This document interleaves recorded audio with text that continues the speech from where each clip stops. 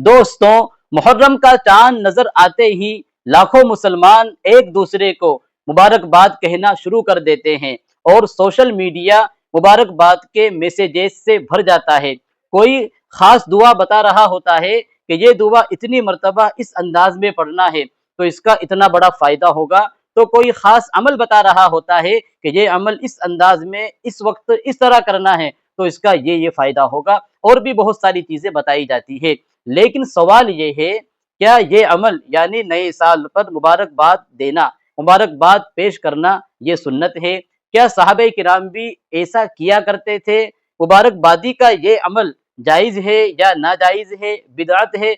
उलमाए किराम ने इस बारे में क्या लिखा है? तो दोस्तों, आज के इस छोटे से वीडियो में हम इसी के ताल्लुक से कुछ बात करने वाले हैं ताकि आपके सामने हकीकत आ जाए। देखिए नाजरीन, सबसे पहले आप ये समझें कि सोशल मीडिया पर नए साल की मुबारकबाद के ताल्लुक से जो मैसेजेस, जो पैगामात शेयर किए जाते हैं, बताए जाते हैं, नकल किए जाते हैं, तो हमें उनसे मुतासिर नहीं होना है और जज्बात में नहीं आना है, बल्कि हमें यह देखना है कि कुरान और हदीस की रोशनी में उलमाए किराम ने हमारी क्या रहनुमाई की है, उलमाए किराम इस बारे में क्या फरमाते हैं। तो याद रखें, उलमाए किराम ने इस ताल्लुक से ये बात लिखी है कि अगर कोई शख्स नए साल की मुबारकबाद पेश करता है तो ये जायज़ है, मुबाह है, बिल्कुल हराम और मना नहीं है।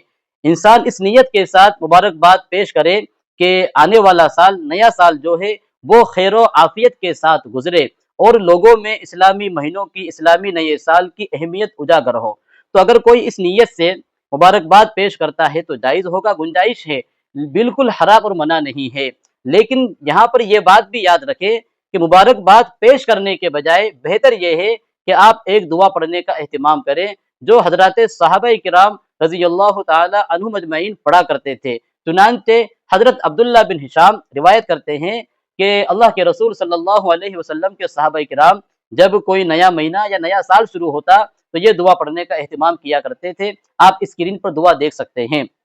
अल्लाहुम्मा अदखिलहु अलैना बिल अम्नि वल ईमान वस्सलामति वल इस्लाम व रिज़वानिम मिनर रहमान व जवाजिम मिनश शैतान, जिसका मतलब होता है, ए अल्लाह, इस महीने को या इस नए साल को हमारे ऊपर अमन व अमान के साथ दाखिल फरमा, सलामती और इस्लाम के साथ दाखिल फरमा और अपनी रजामंदी के साथ और शैतान से हिफाजत और शैतान से बचाते हुए इस साल को या इस महीने को हमारे ऊपर दाखिल फरमा।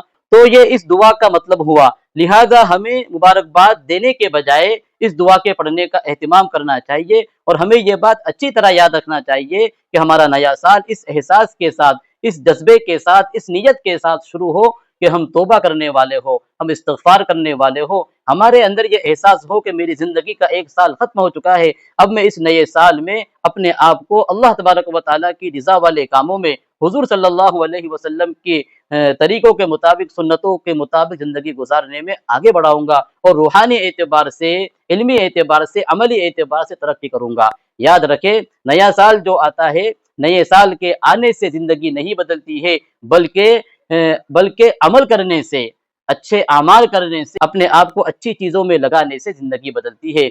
उम्मीद है कि आप इस बात को समझ चुके होंगे। अल्लाह तबारक व तआला हम सबको अमल करने की तौफीक अता फरमाए। अस्सलामु अलैकुम व रहमतुल्लाहि व बरकातुहू।